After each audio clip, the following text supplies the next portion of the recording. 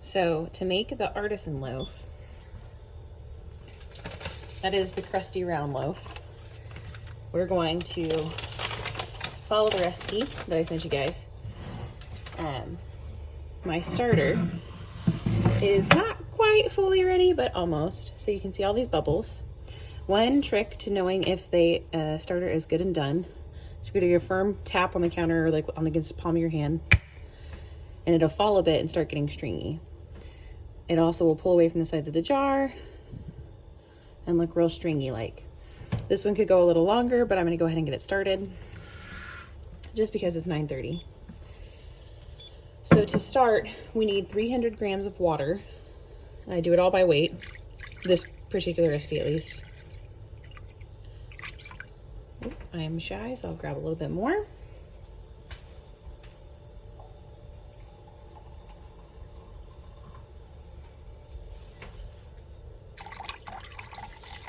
You don't have to add the water first. You can do your starter or leaven first. I prefer to do the water. And then we're gonna add 110 grams of our sourdough starter, bubbly and active.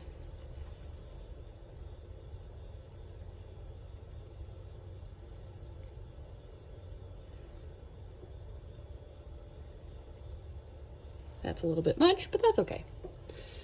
Now from here, the instructions will tell you to mix it. You can use your hands, like I often will make a claw, but I have this Dutch whisk. It's really good for bread. It's all sealed up here, and it just mixes it really well without having to use a spatula or a wooden spoon that I'll have to scrape dough off later. So we just give that a good mix until the starter and water are fairly well incorporated. Just like that. There may still be chunks, that's okay. You just want the majority of it broken up and incorporated.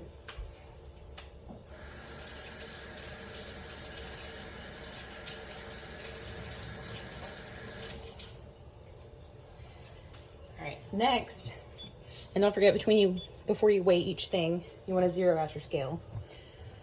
We're gonna add 550 grams of flour. It's kind of a lot of flour, but it's worth it in the end, I promise. So we just are gonna measure out 550 grams.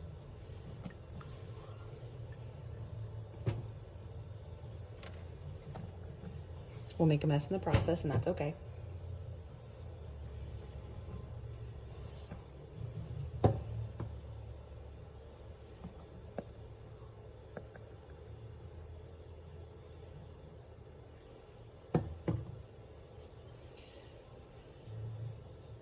Sourdough is kind of exact and at the same time absolutely not exact.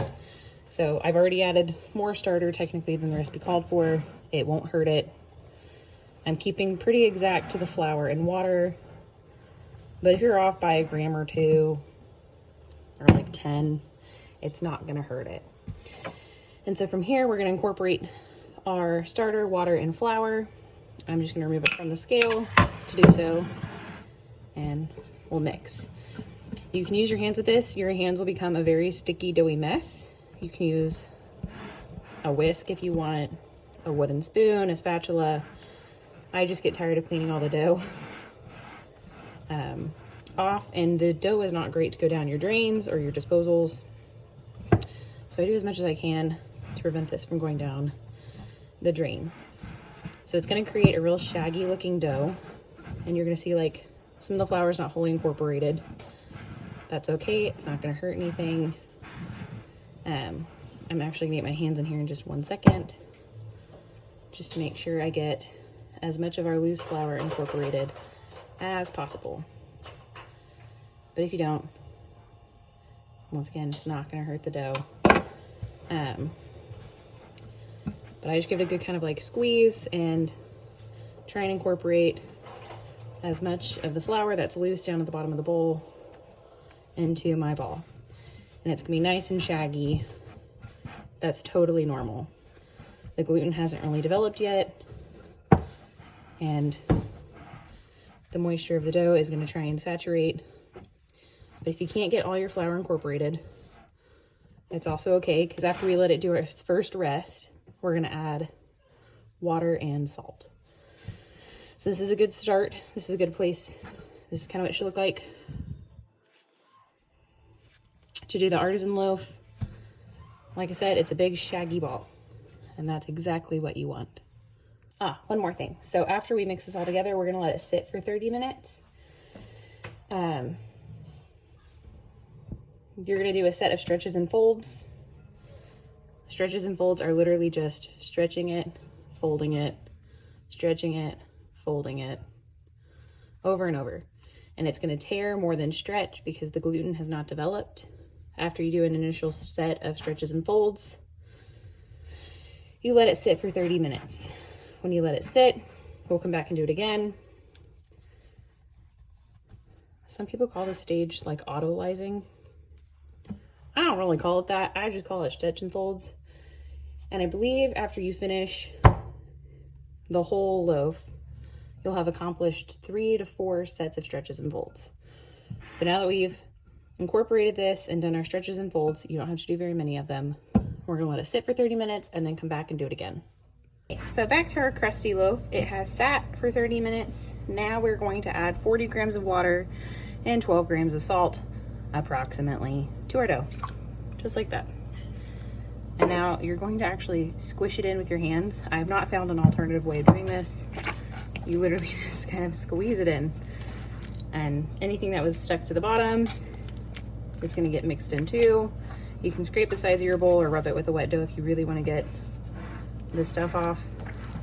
I usually don't. I just give it a good squeeze until most of the water and all of the salt is incorporated and not sitting in one spot. So this is what it should look like. It's gonna be real lumpy doughy. It shouldn't stick too much to your hands just because the dough is so wet. You're just gonna give it good squeezes. And now we're going to do our second set of stretches and folds. So you're just gonna take it and stretch it and fold it. I'm like literally kind of ripping it because the gluten is so underdeveloped. So you're literally just kind of shredding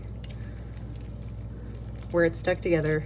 I fold it kind of back up into a ball and then stretch it and rip it some more. So stretches and folds. Now we let it sit for 30 more minutes. Okay, we're on to our, let's see, this is number 2 or 3 of our stretches and folds. Dough will stick to your hands. So one trick I have to help prevent dough from sticking to my hands is I'll just run my hands under running water.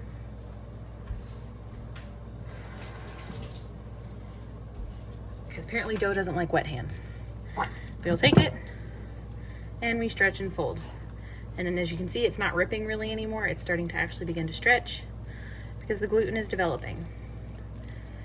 So you don't have to do this too many times, just a bit.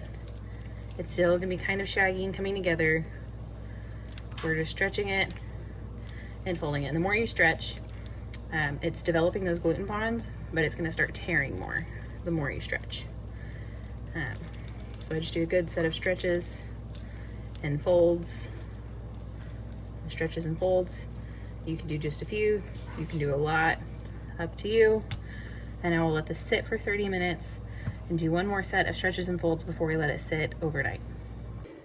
We're on our last set of stretches and folds before we put our dough to bed. So we take it, you'll see it's much stretchier now, much looser, holds together better. And we just stretch it and fold. Some people do their stretches and folds in the bowl like this. They'll just kind of stretch, fold it in, and rotate and do 4 quarter stretches and folds. You can do however you want. I just kind of stretch it and fold it, and then I'll form it into a ball after stretching it and folding it under.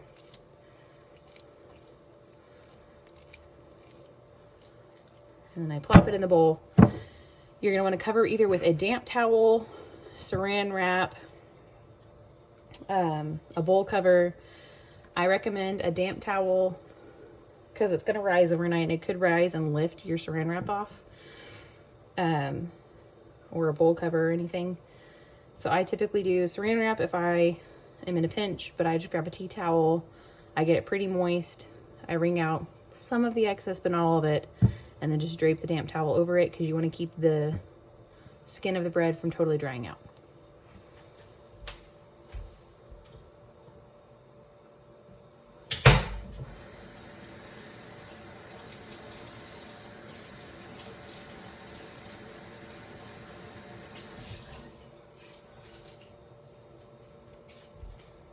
So our towel is pretty moist.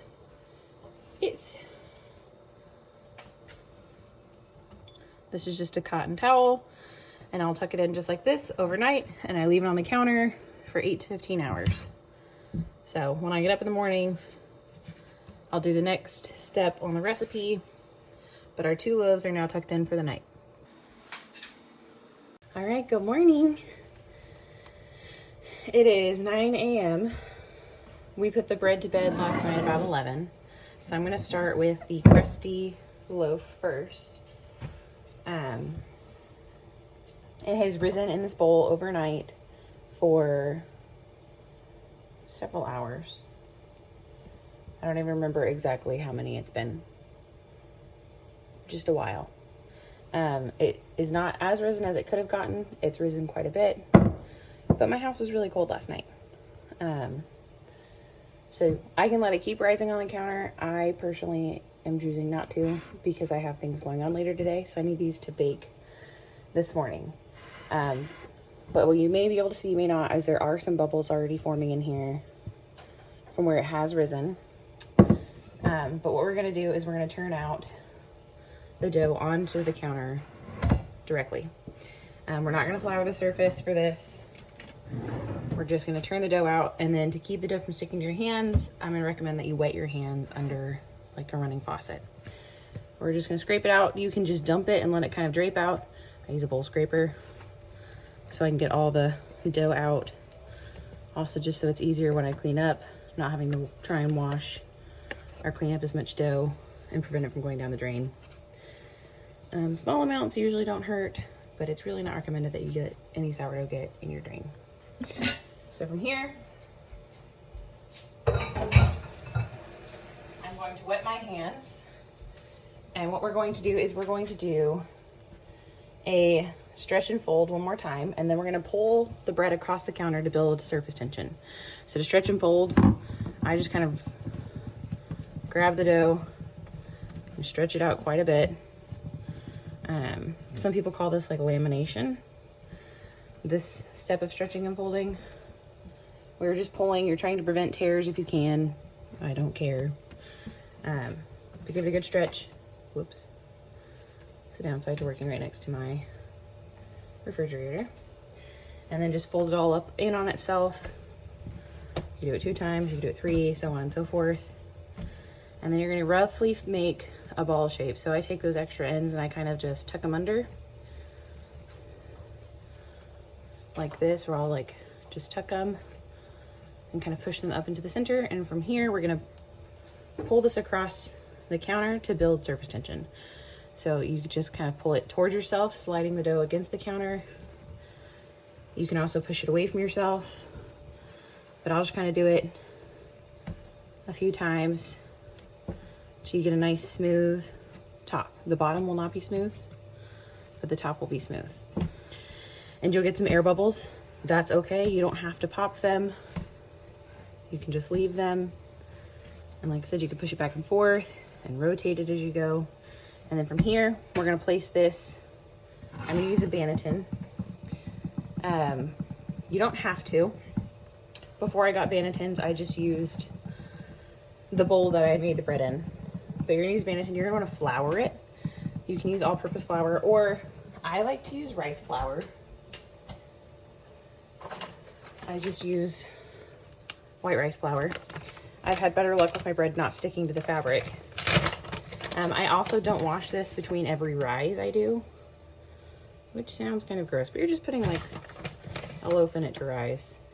That way it doesn't use as much flour each time. But this is linen. You can wash it. I usually put it in like a delicates bag.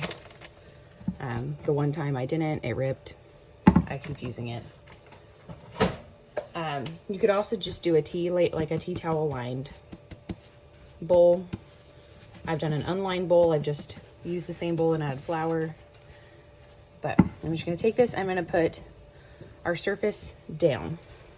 So the top of our loaf, the smooth part, I'm going to put it down. And then from here, you cover it with a damp towel and let it rise for a few hours. Or you can put it in the fridge to rise for like 8. Some people say to stitch up your loaf. When they say that, they just kind of mean take your loaf and pinch the sides together and stitch it up, which helps create further tension in your dough. I don't usually do this, but just so you know, in case someone says, stitch up your loaf, that's what that is. So I'm gonna grab a towel and cover it. I'm just gonna make sure it's slightly moist, not very wet, just so as the bread rises, it doesn't stick to the towel. And we're gonna let it rise for 2 hours on the counter or up to like 8 hours in the fridge. So it's been approximately 2 hours of our bread rising on the counter. I am preheating the oven to 450 degrees, and I've got the Dutch oven in there preheating as well. So once it's preheated, I'm going to turn my dough. Oh, hold on. All right, our oven and Dutch oven are preheated. So now we are going to prep our boule. A rounded loaf like this is called a boule, B-O-U-L-E. I don't know why, but some recipes, that's just what they call it. But now we're gonna tump it out, just like that. If there's any flour that was just sitting in the bottom of your basket, you can spread it around. I don't know how well you can see this like shadow area. That is a bubble. So there's several bubbles on the surface of it, but it should be pretty firm. The top shouldn't be too sticky because it's just nice and it's developed a nice like skin. So now we're just gonna score it. You can be simple and you can just do one giant score down the center or off to the side. This just makes sure that your bread has room to expand as it heats. You could do one, you could do two, you can do intricate designs. You can make it as simple or as complicated as you want. Designs tend to be shallower splits than your ear that you're developing here. So I'm not doing anything too particular fancy, just adding some slits for interest once it's baked. Now that we've scored it, I'm gonna pull my Dutch oven out of my hot oven, and we're gonna transfer this right into the hot Dutch oven.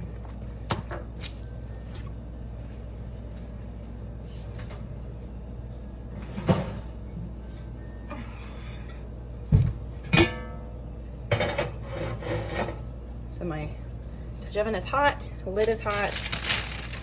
We're just gonna pick this up, plop it right in, and we're gonna put the lid on and bake it with the lid on for 15 minutes and then the lid off for 35.